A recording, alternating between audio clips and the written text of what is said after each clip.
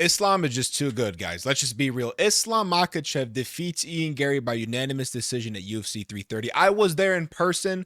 The Philly crowd was absolutely fucking sick, bro. I'm gonna get that out the way. But yeah, dude, let's get into it, guys. We're gonna be breaking down and going over UFC 330, and then also our reactions to UFC 333 getting announced and stuff like that. Going through some implications in the top 10 GOAT talk with Islam, and then the UFC 333 card. What can change? With a Pyotr win, a Marab win, and a Volkanovski win. Starting off at UFC 330, Islam Makhachev versus Ian Gary. Going into this fight, I was on the record, especially on YouTube with my long form content, saying that Islam Makhachev was going to dominate. Now, did he win 4-1? I would probably say 3-2, in my opinion. I think the damage from Ian Gary, especially in round 3, won him that round, and possibly in round 4. Technically in round 4. If it's close, though. So I could see 4-1, but I could also see 3-2. Now, Islam did have a little bit of a hard time taking Ian Gary down and keeping him there. Well, we kind of expected a little bit of that just because Ian Gary is a taller and, stronger welterweight compared to a guy like, Volkanovski, taking Volkanovski down and holding him there, and Poirier and whatnot. This is a higher weight class and a very skilled fighter. Ian Gary is extremely skilled. This is a great win for Islam. That's very obvious. I mean, Ian Gary, his only losses in the UFC are to Islam and Shavkat. So, I mean, in his career too, he has 17 wins and 2 losses. His only 2 losses are to Shavkat, who's undefeated, and Islam, who's pretty much, if not the greatest fighter of all time. So, going into the fight, I thought Islam was going to dominate. I thought we are going to get a 3rd round submission early on. I thought it was going to be easy. But Ian Gary surprised me, dude. His ability to keep getting up, you could tell his game plan was very, very, very in full effect, bro. Like, watching the fight in person, like, it's the second Islam went for a takedown or grabbed the leg, he was ready to, he was ready to sprawl. He was ready to grab the leg of Islam, twist, turn, wizard out of it. He looked very good. I'm not going to lie to you. Now, I wish, I wanted Islam to win, as I can imagine a lot of everyone else did, because of, Ian Gary leading up to the fight. Ian Gary definitely, after this fight, earned respect from, I'd imagine, a lot of people. Not that he, needs it from people, but like, he earned a lot of respect from me, from everyone else, I'd imagine. He looked very good in there, but I feel like he had some opportunities to do a little bit more, and he didn't really take it. But that's just who he is. He's kind of safe, doesn't really do anything too crazy, too wild. The one thing I said going into the fight with that is that Ian Gary won't fight your fight. He won't, like, give into it. Like, he's going to fight his fight all 25 minutes. Like, he's not going to take any risks. He's not going to, if you want to stand and bang, he's not going to stand and bang. If you want to take you down, he's not going to let you take you down. Like, he wants to fight his own fight at his own speed, at his own pace, and in his own way. Now, the knockdown in round 2, that's just high-level shit from Islam, straight up. They were up against the cage. They broke off. Islam threw, I believe it was a right hand, just into a left high kick immediately. It happened in a split second. Like, watching it live, it was unbelievable. I was recording and I literally stopped it right before the knockdown. I was so upset. But that's just high level shit from Islam, bro. That's not like Ian Gary making a mistake. I mean, yeah, his hands were down, but Islam set it up perfectly, and the kick was in a flash. It was so fast. But yeah, dude, he almost got a knockout in round 2. It kind of looked like a flash knockdown. Ian Gary didn't really seem hurt. He recovered very well. But at the end of the day, it was still a knockdown. So I thought it was going to be a little bit easier for Islam, but even him, not getting it as easy, and Ian Gary on his best day, he still wins. That's how great he is. Like, he is that fucking good, dude. And how do I feel about him fighting a guy like, I don't know, we'll get into that a little bit later. Let's go through the rest of the card. We'll talk about Process and Marco Morales after. Next up, Mackenzie Dern versus Gillian Robinson. I'm not gonna lie to you, I thought Gillian was gonna do a little bit more.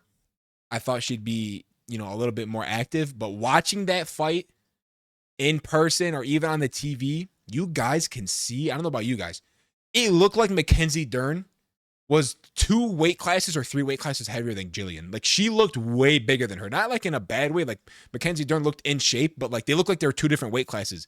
Gillian is small, dude. Like, I didn't realize how small until I saw them 2 in the octagon fighting. Like, Gillian is small. Mackenzie Dern just way too strong, way too powerful. Her top game was very impressive, just like always, but in this fight, it really showed. Yeah, dude, Mackenzie Dern, first defense at strawweight, looked very good. Pretty boring of a fight, but overall, just domination. And then what Dean Thomas ended up saying about Gillian Robinson was pretty fucked up. He recently apologized, so take it how you want. Yeah, really don't got much to say here about this fight, bro. Mackenzie Dern, I thought she was gonna win. I didn't know it was gonna be that dominant. I thought Jillian would have some success somewhere, but it seemed like Mackenzie Dern was just too much for her, bro. Moving on to Jalen Turner versus Quay Fernandez. Uh, both these guys, I mean, cool dudes. I'm not trying to go off topic. I met all these guys at the Fighter Hotel. Every single fighter on the card was absolutely dope in person. And going into this fight, I mean, how do you not go with Jalen Turner, bro? Right? I mean, the guy's 6'3". We all knew Jalen Turner in his career in the UFC. We all knew he has potential and he has the skill to be a top 5 fighter. I mean, the guy's a lightweight at 6'3". I believe a 78-inch reach or something like that. He's a massive dude, bro. His striking is top tier, literally top tier, especially at that division. And I think he was gonna win in 40 seconds. No shot. But did he? Yeah. I mean, he is that good, bro. He has power, range, accuracy. His stand-up is slick. So in fights where he's fighting, another striker, you can expect Jalen Turner to put the pause on them, to be honest, because we know recently, well, not recently, but let me see if I could click on his name here. We know Moicano submitted him. I think, who else was it? Gamrot. This isn't loading. Hold up. Yeah, I know he beat Barboza, knocked him out. Gets submitted by Ignacio Bahamondes back in 2025. And it's just not loading. But you guys get my point. I know he lost to Moicano, I believe, by submission and stuff. So when he's getting in a stand-up fight, I mean, Jalen Turner is a nightmare at 155. So it was crazy how fast that happened. The crowd was going absolutely nuts. What a performance! What a knockout! I hopefully it sounds like he got closer to God, which is good for him. Happy to hear that. And hopefully he keeps continuing fighting, because he did retire at one point, which was weird, but now he's back. Now, one of the biggest upsets on the card: Mansour Abdulmalik versus Dustin Stoltzfus. I'm probably pronouncing his last name wrong. This fight was sick, bro. When Dustin picked up Mansour and dropped him on the octagon, I don't know what the UFC does. It's almost like they have a microphone under the fucking the mat. The bass when the people stomp on the octagon, it's so loud in person. It was such a badass moment when he picked him up and slammed him. Everyone went crazy. I mean, bro, this guy Dustin fucking fought for that win. And dude, I mean, Mansour Abdulmalik minus 700 favorite, and you get submitted, bro. Like, he's got to go back to the drawing board. I think he lost his most recent fight before that against Balgoria, or how you pronounce that dude's last name, dude? Balgori, I think, or Balgori. I don't know how you pronounce it. This is the dude that trains with Pereira. He's like a 6'6" fucking middleweight, tall dude, crazy striking. He got smoked, but Mansour Abdulmalik, I mean, he was 9-0. Now he's 9-2. He's got skills to be great. He just has to, polish up a little bit. And Dustin, what a performance! Badass to watch. Damn it, bro. This fight was sad. Let me tell you something about sad. Barboza losing to Esteban Ribovic was literally sad to see, bro. I mean, I know the odds. We all knew that Ribovic was gonna win, but the Herb Dean honestly was a great stoppage, bro. He didn't want to see Barboza get beat up anymore. He didn't get knocked down during the stoppage. It was a standing TKO, but he was getting beat up. His face was battered. His shin had like a fucking gash this long on it, and he was bleeding all over. So I felt bad for Barboza. Absolute legend of the sport. One of the all-time great strikers in MMA history. Some of the best, flashiest knockouts in MMA history. I mean, bro, like spinning wheel kicks, jumping flying knees. I mean, knocking people out with body kicks, leg kicks, head kicks. He's one of the best strikers to ever do it, bro. Fucking love Barboza. One of the absolute legends of the sport, bro. Sad to see him go out like that, seeing him cry in person. There was people in the octagon, not in the octagon, excuse me, in the arena. I could see with crying, bro. Barboza fans crying when he was giving his retirement speech. It was so sad. Absolute legend. Love Barboza. All the homies love Barboza. As for Ribovic, I mean, great performance. I know a lot of people expect him to win. I picked him to win, obviously. Recently lost to Mateus Gamrot. We'll look at the rankings here in a little bit, and we'll figure out where we can put him. But it was a great performance. I'm happy to see Esteban Ribovic, get a finish. But it was sad it goes against Barboza. On to the prelims.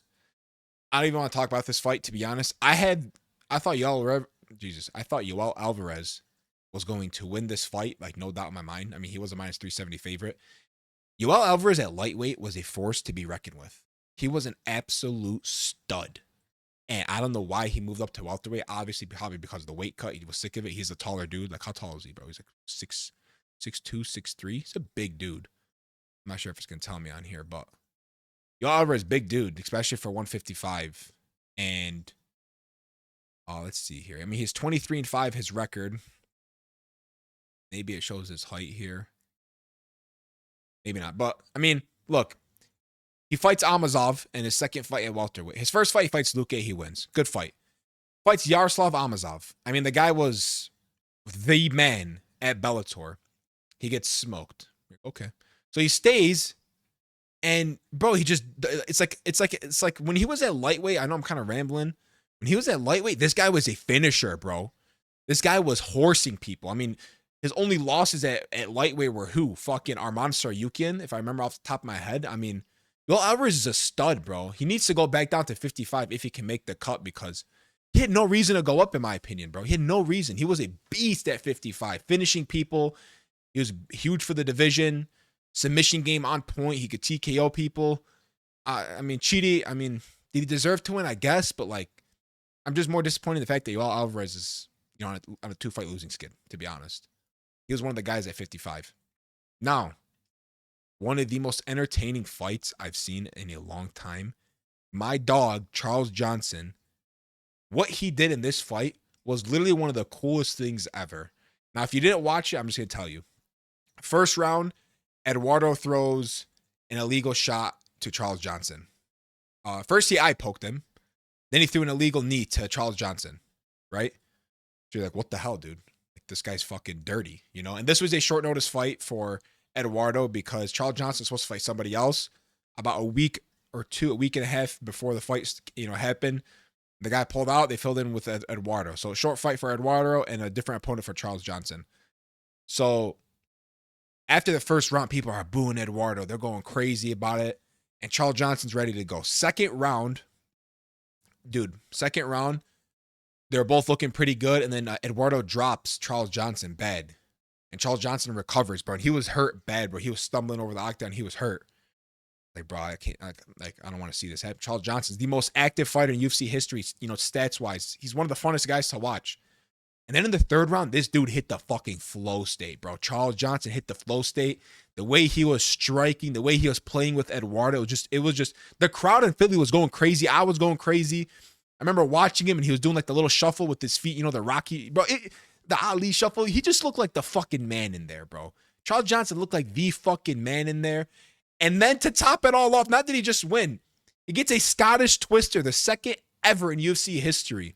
It was one of the coolest things I've ever fucking seen. Charles Johnson is the man. So happy he won. I mean, bro, he is the man. I'm going to get to the next fight. And one performance of the night, which he deserved. Next up, another great performance. Dante Johnson, bro. Met this dude outside Fighter Hotel, one of the nicest dudes in the world. And he fucking wins. In a minute and 38 seconds, he knocks out Eric. I don't even know how to pronounce the dude's last name. But this dude, Dante Johnson, used to be a heavyweight. Now he's a middleweight. The power he put Eric out cold. It was bad, bro. Crowd went absolutely crazy. Badass dude. Dante Johnson, the fucking guy, I swear. Cool ass dude. Fun ass fighter to watch. Keep your eyes on this guy, bro. Dope. Next up, Tresean Gore versus Vicente Luque. Tresean Gore looked great, dude. Let's get that out the way. Compared to his last fight to this fight, it looked like a whole new fighter. He was very calm in there, very accurate, very just like chill. And he looked great. I mean, he's fighting Vicente Luque. Vicente Luque I know he's older, but it's Vicente Luque. This guy can still finish anybody, anytime. Vicente Luque, known for having a good chin, great darces, great submissions, knockout power all around. It's a dangerous opponent to fight, no matter how old he is. And Tresean Gore fought him very well, and he won the fight fair and square. Obviously, the decision was unanimous. Everyone agrees. And he ended up losing a tooth in there to a knee that Vicente Luque threw. So it's kind of crazy to see that they lost a tooth, but Tresean Gore looked phenomenal. Happy he won. Early prelims, Rafael Tobias, another cool dude, met him. Same thing with Fernando, met him. Very cool guys. Tobias just couldn't get going. Fernando in his UFC debut looked fucking on point. I mean, when I say on point, I mean on point. And Tobias just looked like he couldn't get going. Fernando looks so fast for a light heavyweight. Keep your eyes on Lucas Fernando. This guy's going to be a stud. Next up, Neil Magny versus Ramiz Brahimaj. Neil Magny showed the veteran in him. I mean, first round wasn't anything too crazy. Some people were booing, some people were cheering. It wasn't anything entertaining. And then in the second round, Neil Magny gets a TKO. 25 wins in the UFC. I mean, bro, like Neil Magny's the fucking guy, bro. Like he is the man. 39 years old, still kicking it, still doing it. What a dog. And then the biggest upset on the card. Minus 1,300 favorite, Mike Tibek Oroblai. How the fuck did he lose this fight, bro? I mean, from the get-go, I could tell he was in trouble, but my God, losing this, yeah, this is bad. This is a bad loss for Oroblai. Very bad loss. The crowd was cheering this guy on like you wouldn't believe, especially for the first fight on the card. Then he ends up losing to Jeremiah Wells. Happy for Jeremiah Wells, though. He's from Philly, so the crowd is going crazy for him after, but bad loss for Oroblai. Go back to the drawing board. Jeremiah Wells might retire depending on what the UFC does with him. But yeah, overall, the card was super entertaining, especially in person. Had a great time watching it. Makhachev is just too good. Like, looking at his record here, I mean, 17-fight win streak in the UFC. He hasn't lost since 2015, so about 11 years. Wins in 2 UFC divisions. I mean, beats Charles Oliveira for the belt. Defense. Moves up to 170. Beats the champion there and defends against Ian Machado Gary. Yeah, dude. He's just too good. I mean, love him or hate him, he is just too good. There's really not much else you could say. Even when Ian Gary had his best fight, wasn't enough. You know, even when Volkanovski had his best fight, the first one, wasn't enough. Now, you can make the argument for Volkanovski doing more damage, and I agree, did more damage. But at the end of the day, it's round-based, and Islam steals rounds when he decides to grapple, so it is what it is. But guy's just too good. I mean, break Anderson Silva's record of 16 fights in a row winning in the UFC. He now holds it at 17. Yeah, dude, I really don't got much to say here. We'll talk about what's next for him in a second. As for Ian Gary, I mean, he had a good performance, bro. I mean, he really had a good performance. Came with a good game plan.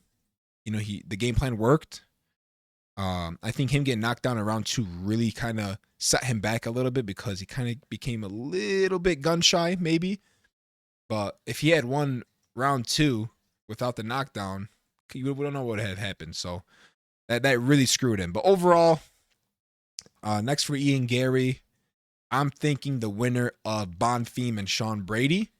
I don't know if we give him, Pratis or Morales. I don't think any of those guys right now, because he already beat Pratis, but still, I think Bonfim and Sean Brady winner should fight Ian Machado Gary, and then whoever wins that gets a title shot. Now, the age-old question: who should Islam fight, Carlos Pratis or Michael Morales? It's got to be Carlos Pratis. He deserves it more, dude. His most recent wins: former champion JDM has only ever lost to Islam. Leon Edwards, former champion. I know he's been losing recently, but still knocking him out on cold. Leon Edwards out cold. And JDM literally just playing with his food. He beat the fuck out of JDM. One of the coolest performances I've ever seen in my entire life. It was unbelievable. I love Carlos Pratis. This dude is like my favorite fighter to watch in the UFC. Met him at UFC 330. Cool ass dude. He's a huge star. The line for him was the biggest out of everyone there. I hope Pratis gets the next shot. He deserves the next shot. As for Michael Morales, I mean, don't get it twisted. The guy's undefeated, 19-0. Fights at 170. The guy fucking weighs 230 pounds in the offseason. Unbelievable. 79-inch reach. He's a big, strong dude, bro. Young guy, too. How old is Michael Morales? What is he, 27? Maybe? Does it tell me here? 27, yeah. Bro. Very, very, very, very young dude. Wins against Sean Brady in the first round, knockout. Knocks out Gilbert Burns in the first round. Knocks out Neil Magny in the first round. Very impressive, but Neil Magny at that time, 37 years old. Gilbert Burns late in his career. And then Sean Brady, this was a good win. Sean Brady just couldn't deal with the size, it looked like, of it was obviously his best win on his record. I mean, Michael Morales is a stud. I just think Pratis deserves a little bit more. Now, I know a lot of people are calling for Michael Morales versus Pratis to fight. Would be absolute bonkers. I would love to see that fight, but at the same time, in their minds, they both believe they deserve a title shot, and rightfully so. I mean, you're 19-0, and Morales 19-0. Carlos Pratis, I mean, only ever lost to Ian Gary, and he almost won that fight. Look at these fucking knockouts in a row. Knocks out 2 former champions in a row. Like he believes he deserves a shot next. So I don't think they're ever gonna fight each other right now. Maybe once one of them becomes champion, or if one of them loses and whatever, I don't know. But right now, I think they both are waiting for a title shot, and they won't take anything else, which is fair. Now, going over to the UFC rankings, I want to see where, what's his name is at.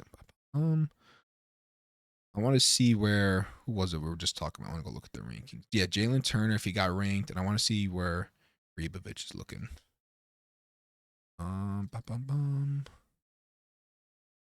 Lightweight for Turner. Is he ranked? I'm not sure if these are updated yet. I'm recording this on Monday, but Jalen Turner versus Rafael Fiziev. It can be a good fight. And then for Ribovic. Where can you put Ribovic? I don't know. Well, I have to wait till the rankings get updated to really matchmake and stuff. But now let's get into, and we won't spend too much time on this only because we're going to talk about this in detail the closer it gets. It's still, 2 months away. But Alexander Volkanovski versus Movsar Evloev, or Evloev, and then Petr Yan versus Merab Dvalishvili. Wow. What a card, dude. And then, bro, Loner Kavanagh versus Ramazan Timurov. This guy is like lightning in a bottle, Timurov. Loner Kavanagh just lost to Brandon Royval, but he looked very good in the fight. He just made a bad move pulling guard. Anyways, fantastic fight. Azamat Murzakanov versus Dominic Reyes. Great heavyweight fight. Expect a knockout. Grant Dawson versus, I don't know how to pronounce this guy's name. I'm not really too familiar with him. But it's Grant Dawson. Great fight. Oh, they don't have the rest of the card on here. The rest of the card's stacked, though. I'm not sure where you could find it. Let me see. I could probably find it right here. Hang on 1 second. Here we go.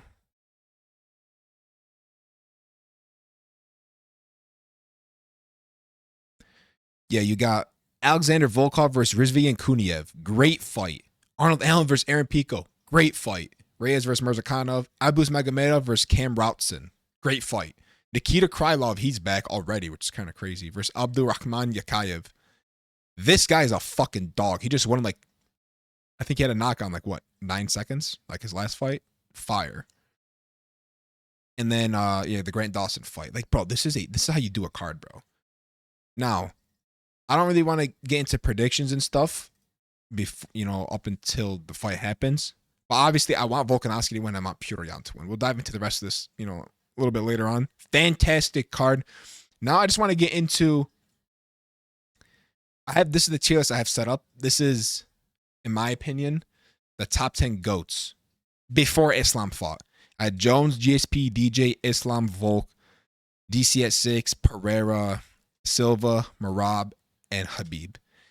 After Islam beat Ian Gary, number 2, and a lot of people can make the argument for number 1. Not quite there for me yet, but I'm not saying he's not close. He's fucking right there, and you can make the argument, and I wouldn't be upset. But I think 100% he has to be top 2. Can't be 3, can't be 4, can't be 5. Islam Makhachev is that good. I don't really spend too much time on it. I mean, you can't even make the argument at this point. He just is number 2, or if not, number 1. Now, let's talk if Volkanovski beats Movsar Evloev, who is 20-0, and Volkanovski is 38 years old. Volkanovski wins. That put him at, I believe, 9 title wins. And, I mean, bro, you got to put Volkanovski over DJ, and you could probably make the argument over GSP. I wouldn't hate it, but I'd put him over DJ here at 4 all time, and I don't think that's crazy to say. And then if Merab beats Petr Yan in a true trilogy, dude, you could right there in front of Silva. You could probably put him above Pereira, maybe. That's a talk we're gonna have to discuss a little bit later on. Oops, hold up. I think it's got audio popping through. Something we gotta add. With millions of cars nationwide, Auto Navigator makes it easy to find the perfect one for you, whatever that may be. But, yeah, dude, like you can make the argument for that. And then if Pyotr Yan wins, where is he at? It might take me a second to find him.